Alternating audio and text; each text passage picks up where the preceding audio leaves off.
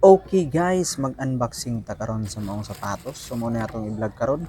P7 Nike or Precision 7. So kini na siya nakasapatos guys, shout out toward ang Lala Kicks and Apparel. So follow nyo lang ilang page.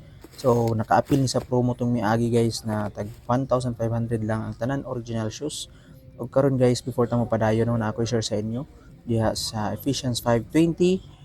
Sa ngalan sa atong Ginoong Hesukristo, pasalamatin ninyo kanunay ang Dios nga Amahan tungod sa tanan butang. So mo ni guys, pasalamatan nato ang Ginoo nga sapatos man ni or unsa tanan butang na mudagat sa atong kinabuhi, pati nan mga trials, pati nan mga problems ug uban pa labaw sa tanan ng mga panalangin na buot sa atong kinabuhi. So continue ta guys og ato na ni i-testing. Ug jari na ta sa gym guys, so shout out anay nato ang Surigao Professionals and Entrepreneurs Basketball League or SPEBL. Og karon guys atong testingan ang yung spike. So ingani katingo guys, ingani kapilit ang mga spike, mas pilit pa sa inyong relasyon.